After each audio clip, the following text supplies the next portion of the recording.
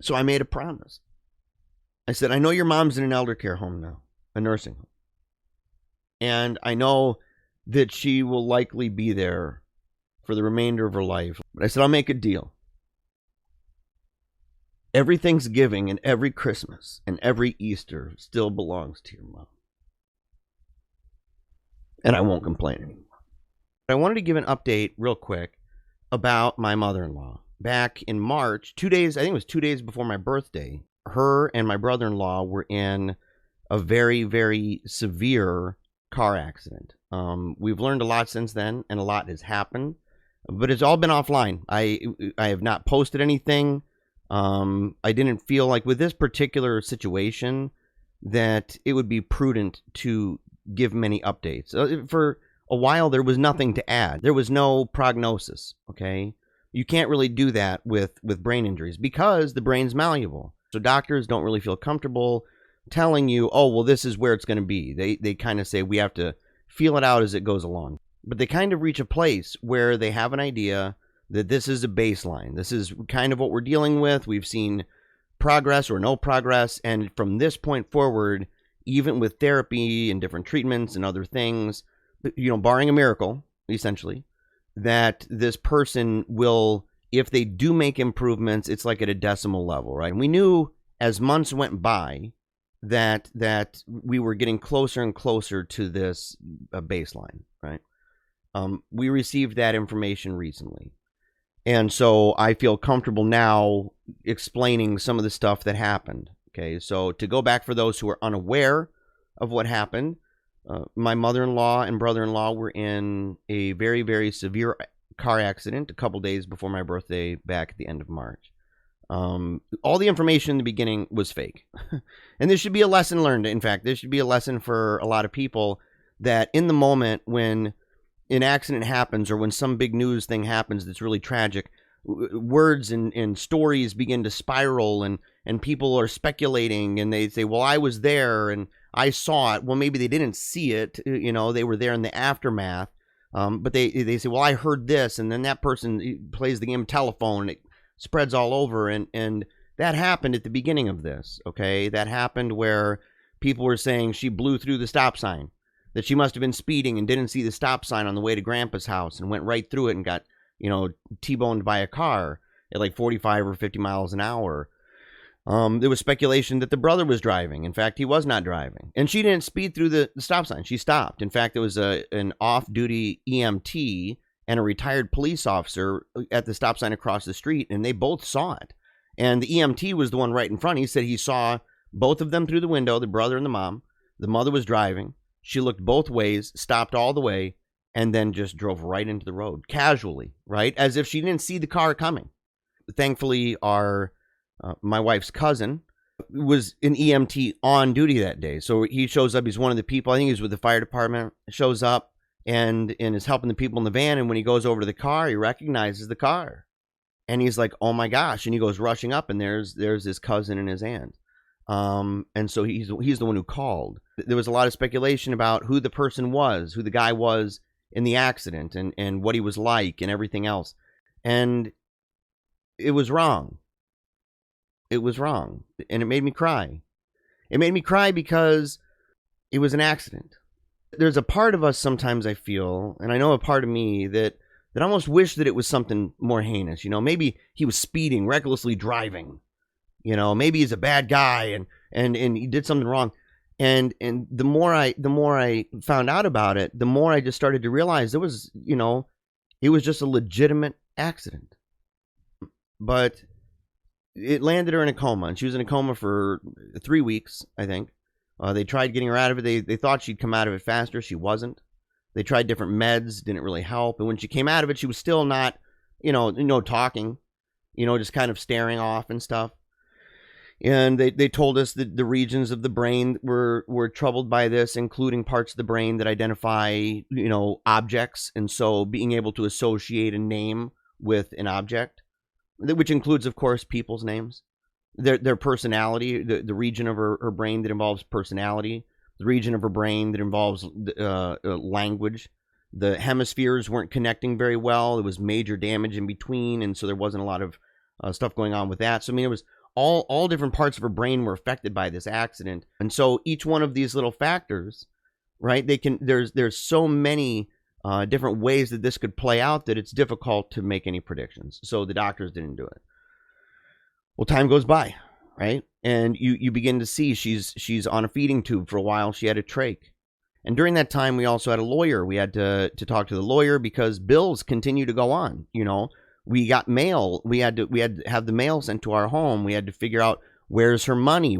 Has she done any savings? Does she have any insurance? We had to call her work. We had to call them and tell them, that this happened. And so we had to deal with all these things, and we had to get a lawyer because issues of guardianship will come up, at least for a duration, like a temporary thing. Maybe if she gets better, it's not going to be a problem.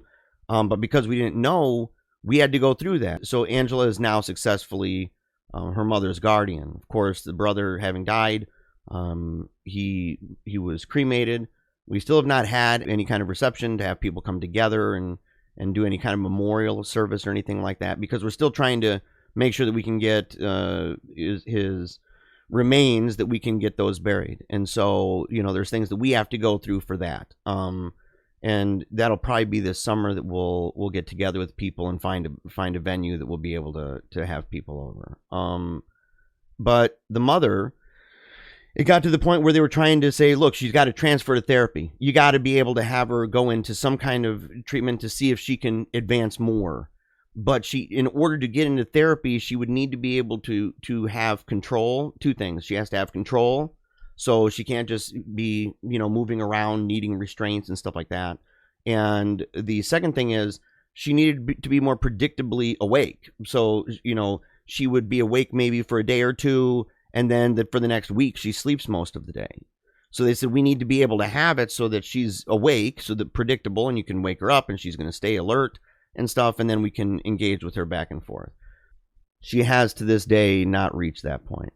So therapy was off the table. As it stands right now, because she does talk, not very much, and a lot of times it's gobbledygook, right? A lot of times it doesn't make sense, or even when the words do make sense, it's not contextual with the situation, and the emotions associated with the words that she's saying don't match, so it's very confused. But she does say some words though. Okay. So she can engage a little bit that way, which is one of the things they said. They believed that she would be engaging.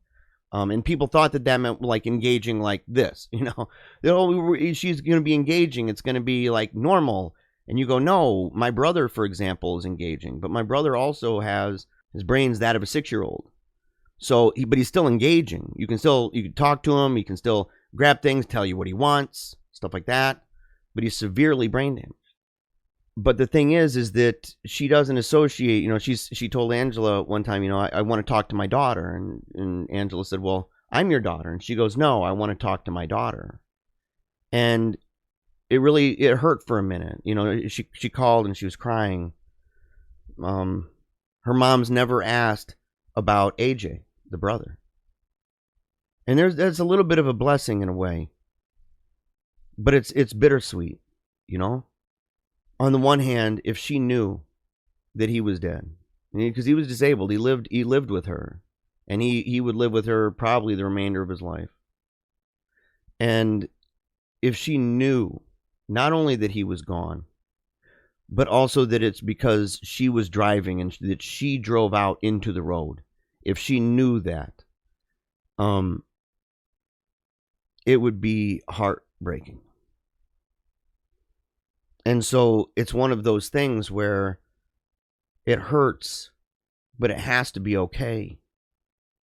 I remember when it first started, I was telling people, they're asking me, how are you handling things? Because I was offline. And I told them, I said, well, it's like a train wreck that you can see in slow motion. Like you're watching it from far away, far enough away you can't do anything about it, but close enough that you know that it won't be long before you arrive. And when you arrive, you've got to deal with whatever's there. And that you have to love it. You have to be okay. And that sucks. Because you don't know what you're going to find when you get to those tracks.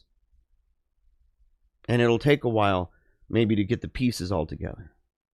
And so you have to gird your loins, you know. You gotta buckle up, and you gotta deal with what you've got. And it's hard. It's hard for the kids. And, you know, through it all, there have been a lot of lessons that I've learned. Some of them, you know, I'll talk about in other videos and stuff. This is really just an update and everything. One of the things that I've learned through all of this, and I should have known, because other people have learned it before me, and they're friends of mine. And I remember, as an example, when my buddy Scott, my best friend Scott Farley, when he died, I remember talking to his mom's boyfriend, and it was you know, one of those things where in the morning they got in a big argument. It was over toilet paper, I think, or something. And they got in a big argument over that. And it was, in hindsight, it was really stupid. And it was, but it was hot in the moment. And it wasn't resolved by the time that Scott left. And Scott never came back home. Scott died. He was in a car accident. And I talked to him, right, later, and heard how he wishes he would have not gotten upset about it. And that if he had to take it back, he would. I have something similar. Every year since I've been married, we have spent Christmas and Thanksgiving and Easter, most Easters, not everyone, but most Easters, at my mother-in-law's home. And anyone who knows me and my mother-in-law, it's like kind of the stereotypical mother-in-law, son-in-law thing where there's, you know, there's tensions and stuff. And it was difficult for many years. And she's been a difficult person. I ain't gonna lie. She's a difficult lady. Anyone who knows is laughing with me right now. They're like, really? And difficult? No. Yeah. So she's a difficult lady, man. You know, but kind. Maybe hard to deal with. Maybe kind of a little bit cuckoo pants, a little bit crazy. You know, but it's okay. But hard to deal with, but kind and loving. And traditional, saying, look, you know, I want you to be here on Thanksgiving. We're going to have Grandpa over. And on Christmas, we're going to have Grandpa over. You know, and so we'd always go. And I remember I'd get mad about it. And I'd say, look, we've been married for a long time. Why don't we ever have Christmas at our house? Why can't we ever go to my grandma's house? Or why can't we go to my sister's house? Why are we always going to your mom's house every year? For Thanksgiving and for Christmas and Easter. And it's always the same stuff. You know, always the same. You know, I asked my son, I said, what did she make for dinner? And he goes, at which holiday? And I said, any of them. And then he realized as he's describing it, it was always the same. Ham and pineapple, right? So you'd have and delicious, by the way. And she's a great cook. It's delicious food. You have your corn casserole, your potatoes, sometimes potatoes and carrots, right, with it, or mashed potatoes. You can do either one. She'd have the Hawaiian rolls every year. She'd have banana bread. And the banana bread and the pies were always on a specific table, right? All the time. It was predictable. It was the same. And in some ways, when you go, it's redundant. It's the same shows. You're watching the Lions lose every year. It's like Groundhog Day, right? And Christmas. It's always the Christmas Story on TV. And I like the Christmas Story. But it's always the same. And then after we're done, then we open some gifts. I always get some kind of a shirt, right? Clothes. The kids get clothes and also some toys. But it's predictable. And I would always complain. And sometimes me and Angela would fight about it. And we'd get mad and I'd say, look, you know, I don't want to do this. And I would get upset, like I'd take it personal because I wanted to go and do it at other places.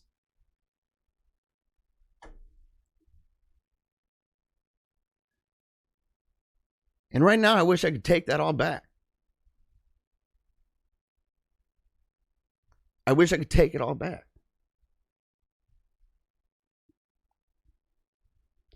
Because the truth is, like, and I told Angela this a couple days ago. I said, look, I don't have a lot to give. This is a weird thing. This is different than with my daughter. You know, with my daughter, I was able to promote her story. She was able to function. She could be out there and talk. And of course, adorable. She was a star, right? A diva. She was a diva. And she's out there. Everybody's loving on her.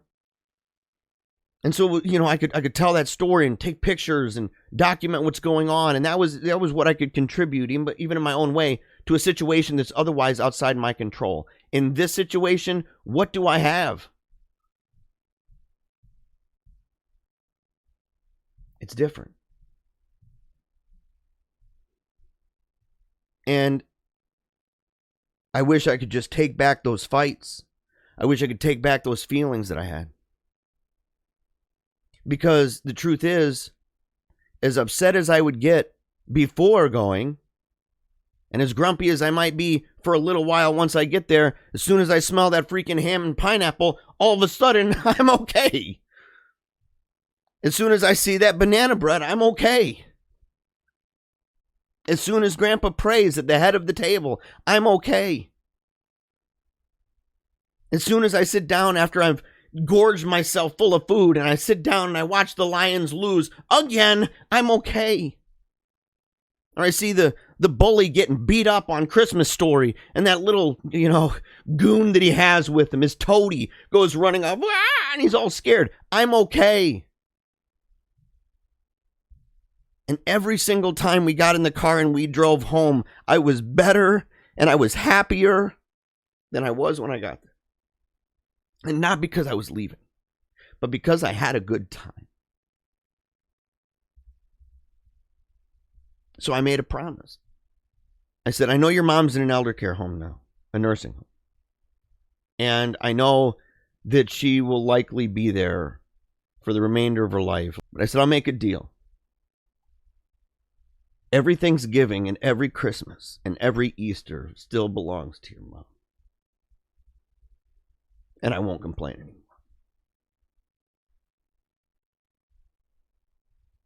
I won't complain anymore.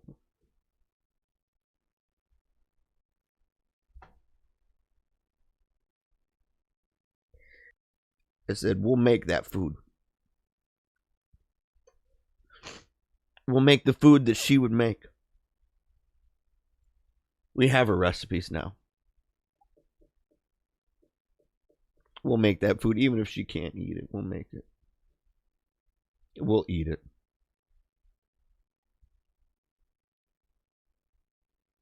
It belongs to her mom. I'm sorry that I didn't tell anybody this stuff sooner. I had my reasons. But I've been surprised actually by how many people loved her. I'm not gonna lie. I'm surprised. I'm surprised how many people loved AJ. How many people knew of him and told stories. I'll give more updates as it comes, and and I ask that you pray for us, and especially Angela. That you pray for her. She's a strong woman. But this is hard. At first, she wanted to be able to take care of her mom. And part of me worried about that. I grew up in a home where my brother for years had 24/7 care. So I woke up, there'd be a nurse, and at 7 in the morning, a new nurse, and then at 3 o'clock, another nurse, and at 11 o'clock, another nurse, and then it'd be another nurse at 7. And I grew up in that, and I didn't know any other people. Whenever a friend would come over, everyone was always confused by it. They were like, dude, who are those people?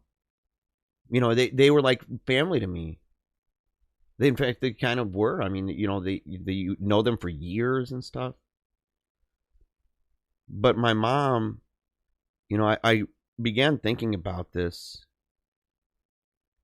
And I said, my memories of my mom, my favorite memories at night, scratching my leg before I go to bed, and I'd have my leg up on the couch and she'd scratch my leg and we'd watch TV or whatever. Or after a basketball game, win or lose, didn't matter. My mom would come walking down, the hall of whatever school we were, playing in, and she'd come walking down and she'd hug me and she'd tell me that I played a good game, or maybe that I didn't, but she'd come up. And I started thinking, I said, every one of the best memories I have with my mom are ones where she's alone, and there's not many of those. And I love my mom. My mom is, I'm like, I'm hardcore. Anyone who knows me knows me. I love my mom. But my mom's life changed when my brother was in an accident and he came home. It's never been the same. She'd tell you that. And so I knew that it would be tough. I knew that if her mom lived here, that it wouldn't be the same for the kids. I knew that it wouldn't be the same. I knew that it's impossible to remain the same, because rather than just waking up and grabbing the kids, instead you're waking up and making sure that nothing happened overnight, that there was no accident with mom, and that wherever you go, mom is there. And that's part of life, you know. But if it's too hard, it's too hard. And if the needs are too dramatic, the needs are too dramatic. And in this case, it was. And so there was nothing she could do. And so pray for her. Pray for my kids. They love their grandmother. They love her with all their hearts. And this is sad. This is really tough. And my kids have been through a lot already. My wife's been through a lot already. And so just pray for them. And if you're going through things right now, and just think, and it's the last thing I'll say, just think, think of the person in your life that you should love, right? That you should love, that's part of your family or whatever, but for some reason, maybe you have a hard time getting along with them. And think of the fights that you've had. And just take it from me, and take it from Scott's stepdad, right? We'll just call him that now. Stepdad. Scott's stepdad. Take it from him, and take it from me. Do what you need to do to get over that. Do what you need to do to, if you can't get over it, to manage it. And trust us when we say that when tragedy strikes in situations like that, and in both of our situations, no one could have predicted this. You don't predict the accident. That in situations like this, you'll wish more than anything in the world that you would have done differently. So be better today. Start right now. Start right now. I'll give you, as I said, I'll give you guys more updates as it comes, and pray for us.